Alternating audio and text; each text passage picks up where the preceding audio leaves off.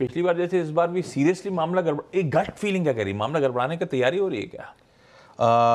तो अब मतलब किस पर बात करें, आप पहले इस पर बात करें या फिर एक काम करें, स्ट्रैटेजी पे बात कर लें फिर इस पे। हाँ ठीक है, तो उसके थ्रू इस पे हो जाएगा। ठीक हाँ है, ठीक है। आज की अपफ्रंट फिर स्ट्रैटेजी कैसी? हाँ, निफ्टी बैंक की डिटेल में बाद में उतरता हूं। हाँ बिल्कुल। तो देखिए, पहले तो ना मैं आपको एक वो निफ्टी का वो टेक्निकल चार्ट दिखाता हूँ, वो जो मैंने बार बार निफ्टी का एक टेक्निकल चार्ट दिखाया है। यस, ये रैली की शुरुआत हुई थी जब वो 200 डे मूविंग एवरेज के बाद निकल कर हमने एक उसको रीगेन किया था।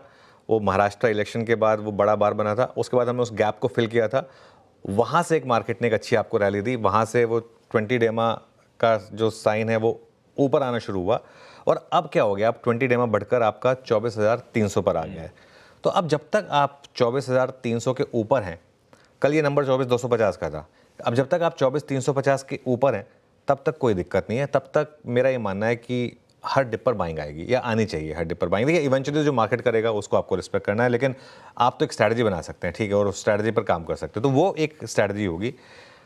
अभी के लिए टेक्सचर क्या है कि 24,300 तक की हर डिप पर बाइंग आए और 24,800 तक की हर रैली पर सेलिंग आए। आप 3-4 दिन का चार्ट देखिए, लोअर लेवल पे बाइंग आती है लेकिन हायर लेवल पे सेलिंग भी आती है।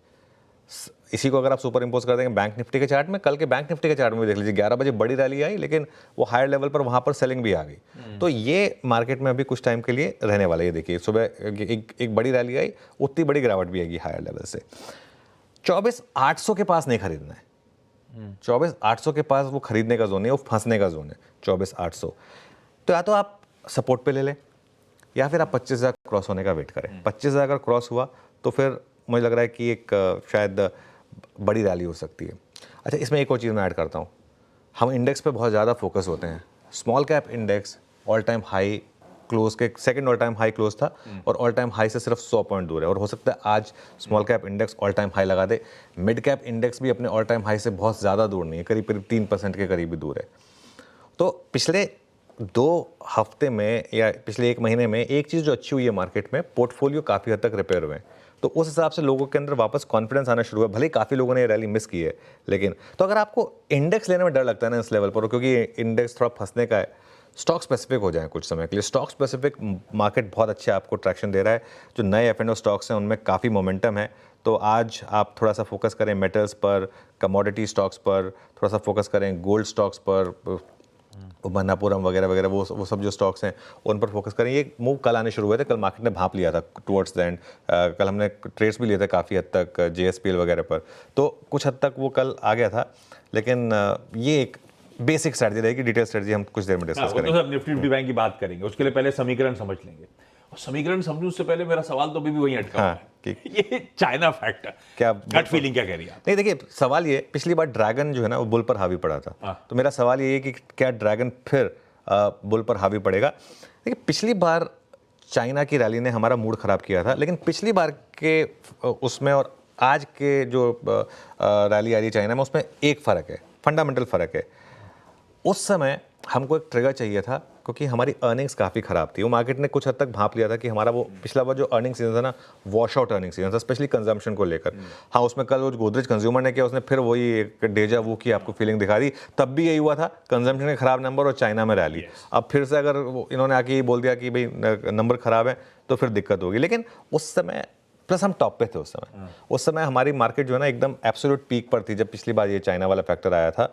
और उस समय एक मार्केट को एक के लिए थोड़ा सा एक रिस्क फैक्टर ओपन हुआ था, और उस समय मार्केट के पास कोई एविडेंस नहीं था कि जो चाइना की रैली है उसमें क्या होगा।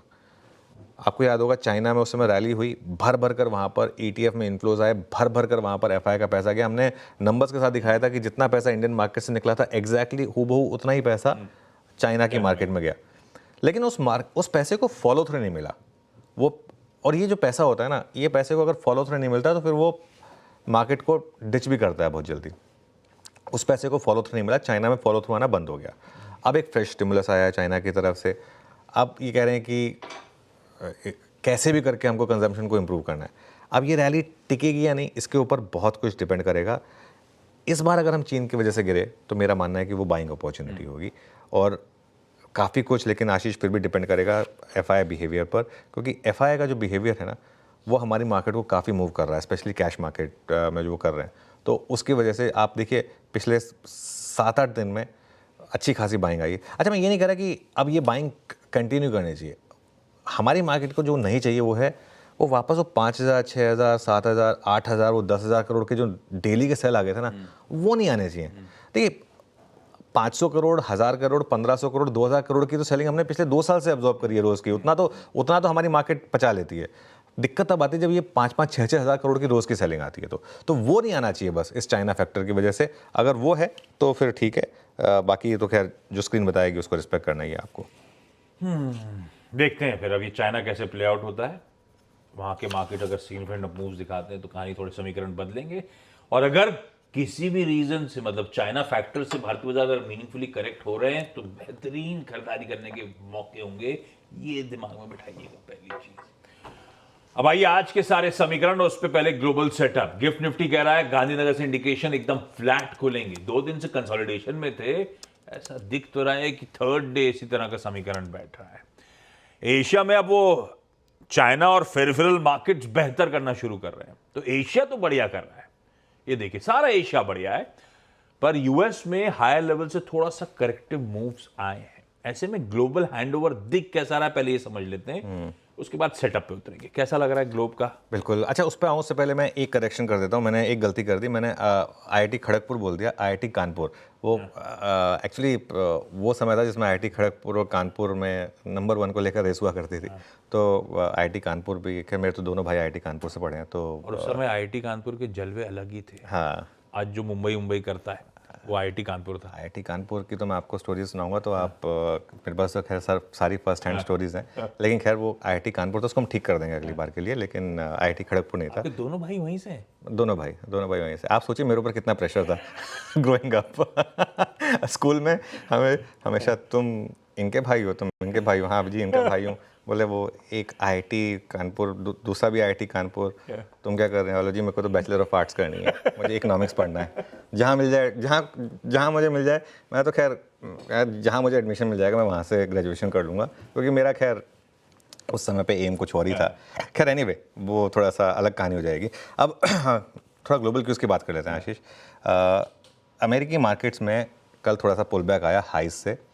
ये थोड़ा ईयर एंड फैक्टर भी है, और सुबह हाई लगाया उन्होंने, और उसके बाद 1 वे डिक्लाइन यूएस मार्केट में। S&P 500 और नैस्डैक दोनों रिकॉर्ड हाई से फिसले, और डाउ जोन्स में तो अब 3 दिन से गिरावट आ रही है। Dow Jones third day running down था। इनफैक्ट डाउ जोन्स में तो 6 में से 5 दिन गिरावट आ चुकी है। तो ये एक करेक्शन की शुरुआत कई लोग मानते हैं, क्योंकि करेक्शन इसी तरीके की शुरुआत होती है, तो जो आपको पता ना चले, लेकिन धीरे धीरे स्लोली वो करेक्शन होगी। और लीड किया उसको एनवीडिया ने, जो सुबह हॉर्माज भी बता रहे थे, एक टिट फॉर टैट हो रहा है वहाँ पर यूएस और चाइना के बीच में, और ये होगा अगले 3-4 साल के लिए। इस चीज़ के लिए तैयार हो जाएं, एक तरफ डोनाल्ड ट्रंप और एक तरफ चाइना, ये होने वाला है। और कुछ नहीं, एंटरटेनमेंट में कमी नहीं होगी आपके लिए, है ना। रोज सुबह कुछ ना कुछ एंटरटेनमेंट आपको मिल जाएगा। तो अब एनवीडिया को लेकर बात हो गई भाई, वो कह रहे हैं कि आपने चीन ने कहा कि आपने इसमें जो वो एक्विजिशन किया था, और वो भी एक्विजिशन कब किया था? 2019 में 2019 में जो एक्विजिशन किया था उसमें कुछ गड़बड़ की थी आपने। वो जो मेलानॉक्स को आपने खरीदा था $6.9 बिलियन में जो खरीदा था। वैसे एनवीडिया जैसी कंपनी के लिए $6.9 बिलियन क्या है? कुछ भी नहीं है, लूज चेंज है ना। लेकिन फिर भी यहाँ पर एक इशू आया, तो इस वजह से एक फैक्टर आया। और एक और चीज़, चाइना के स्टॉक्स में कल बड़ी रैली हुई। जो अमेरिकन लिस्टेड चाइनीज स्टॉक्स हैं, चाहे वो अलीबाबा हो, उसमें 12% की रैली आई। Nasdaq golden dragon China index 8.5% ऊपर था ये इंडेक्स। और अगर आप इंडिविजुअल स्टॉक्स की बात करें तो चाहे रियो टिंटो हो, चाहे एस्टी लॉडर हो, चाहे LVMH हो, इनमें सब में 3.5 से 4% की रैली हुई। और आज सुबह के आप चाइनीज़ मूव्स देख लीजिए, वहाँ पर भी आप अच्छी खासी रैली देख रहे हैं। अच्छा, अब बहुत लोग कहेंगे कि एग्जैक्टली चाइना ने किया क्या है, मैंने अब तक वो नहीं डिस्कस किया। अब वो बता देता हूँ कि एग्जैक्टली चाइना ने किया क्या है, क्योंकि ये कोई एक पर्टिकुलर अमाउंट का स्टिमुलस नहीं है कि आपने 5 ट्रिलियन युआन या ऐसे कुछ बोल दिया कि इतना आप पैसा दे रहे हैं, ऐसा कुछ नहीं है। उन्होंने कहा है कि वो एक सबसे लूज मॉनेटरी पॉलिसी वो अपनाएंगे यहाँ पर, और 14 साल के बाद ये डिसीजन आया। तो मतलब इंटरेस्ट रेट्स काफ़ी कम हो जाएंगे, आपको सस्ते ब्याज दरों पर आपको पैसा मिलेगा बेसिकली, और प्रॉपर्टी, शेयर बाज़ार, इन सब पर वो काफ़ी चाहते हैं कि फोकस बढ़े ताकि लोग वहाँ पैसा कमाएं। एक वो कह रहे हैं, जिसे कहते हैं ना फोर्सफुल कंजम्पशन। चाइना एक ऐसी कंट्री है जो साल में एक बार आपको पैसे देता है, और वो सिर्फ इस कंडीशन में देता है कि आप उस पैसे को खर्चेंगे। छुट्टी देता है प्लस आपको पैसे देता है, कि आप एक ही कंडीशन है कि आपको उस पैसे को खर्चना है। तो वो सोचिए आपको तो, और 5% एक चाइनीज़ इकोनॉमी में 5% की वो कह रहे हैं कि ग्रोथ रेट लाने की कोशिश करेंगे, इकोनॉमी को ओपन करेंगे, एफआईआई इन्वेस्टमेंट बढ़ाएंगे, ट्रेड स्टेबल करेंगे, ये सब चाइना कह रहा है। अगले हफ्ते उनकी सेंट्रल इकोनॉमिक वर्क कॉन्फ्रेंस है, वहाँ पर देखते हैं क्या निकल कर आता है। और लेकिन एक इंटरेस्टिंग चीज़ ये है, मैक्वारी करिए कि अब बहुत जल्दी आप और बड़े स्टिमुलस की एक्सपेक्टेशन ना करें, फिलहाल के लिए इतना ही है। लेकिन इसका इम्पैक्ट देखिए आप मार्केट के ऊपर, बेस मेटल्स में शानदार तेज़ी आई, कल गोल्ड और सिल्वर में बहुत तेज़ी थी, सिल्वर में तो बहुत ज़बरदस्त तेज़ी थी कल, क्रूड में भी हल्की सी तेज़ी आई। तो उस हिसाब से ये थोड़ा सा हमारे लिए वॉच आउट करने की चीज़ें हैं। और कुल मिलाकर ग्लोबल सेटअप जो है, ग्लोबल हैंडओवर जो है, टेक्निकली हमारे लिए नेगेटिव है। मतलब मार्केट्स ऊपर होंगी तो बाकी एशिया वगैरह की, लेकिन टेक्निकली ग्लोबल सेटअप जो है हमारे लिए वो टेक्निकली नेगेटिव है। यस, चाइना के चलते और यूएस में भी थोड़ा सा दबाव, तो फिर हैंडओवर थोड़ा सा हमारे लिए दिक्कत भरा। अब आते हैं अपने समीकरण पे, अपने ट्रेड सेटअप पे। मार्केट का सेटअप बैठ कैसा रहा है, क्योंकि 2 दिन हो गए दायरे बंद भारतीय बाजार। अभी अपफ्रंट चर्चा हुई थी कि एफआईआईज ने एटलीस्ट फिर भी कैश में कुछ पॉजिटिव आंकड़ा फिर से दिखाया है, लेकिन अदरवाइज सारे आंकड़ों का समीकरण निचोड़ कहता क्या है। सेटअप कैसा लग रहा है? देखिए सेटअप की जहाँ तक बात है, एफआईआई की कल बाइंग आ गई, तो ये एक अच्छा नंबर हो गया हमारे लिए। भले 740 करोड़ की आई, लेकिन 724 करोड़ की आई, लेकिन बाइंग तो बाइंग है। और डीआईएस की कल 1648 करोड़ की सेलिंग है। वो बार्स आएंगे आपकी स्क्रीन पर, एक ही दिन का रेड बार आया, वापस ग्रीन हो गया। और ये देखिए ये नंबर्स मैच करेंगे, जिस दिन एफआईआई बाय करेंगे उस दिन डीआईएस सेल करेंगे, and vice versa. Index futures की जो पोजीशनिंग है वो देखिए आप एक बार जरा स्क्रीन पर। अब एफआईआईज ऑलमोस्ट इवन स्टीवंस आने वाले हैं, 1.62 लाख लॉन्ग और 2 लाख शॉर्ट। क्लाइंट्स अभी भी 3.68 लाख लॉन्ग और 2.5 lakh short.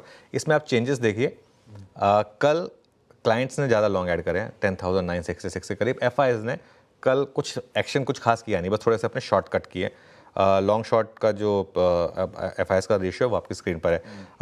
215 crore index futures में बाय किया एफआईआईज ने, और करीब करीब 7,000 करोड़ स्टॉक फ्यूचर्स में सेल किया उन्होंने। स्टॉक फ्यूचर्स में सेलिंग अब समझ में आती है मुझे, क्योंकि इंडिविजुअल स्टॉक्स में बड़ी रैली आई है, तो वहाँ पर वापस आर्बिट्राज अवेलेबल है। स्टॉक फ्यूचर्स के जो प्राइसेस हैं वो कैश से ज़्यादा हैं, तो आप फ्यूचर्स में बेच सकते हैं बेसिकली। तो इस वजह से ये आई थिंक देखने को मिल रहा है।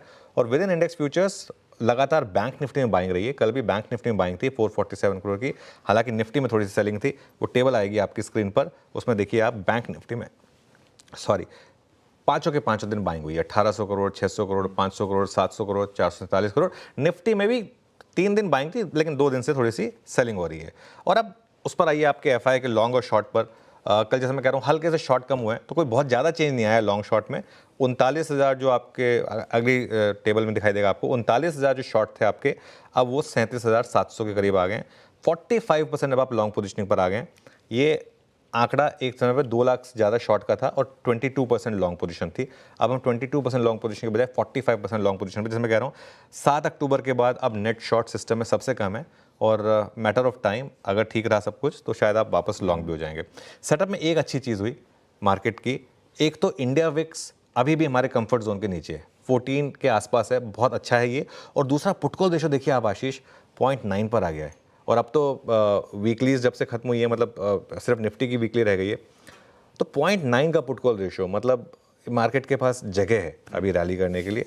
बैन में ना कोई एडिशन हुआ ना कोई डिलीशन हुआ, तो बैन की तरफ से कोई फ्रेश आपको अपडेट नहीं है। जो 4 स्टॉक्स ऑलरेडी बैन में बने हुए थे वो एज इट इज़ हैं, और कोई भी नया स्टॉक बैन में ना तो ऐड हुआ ना डिलीट हुआ। ये आपके सेटअप में इसको ऐड कर दीजिए।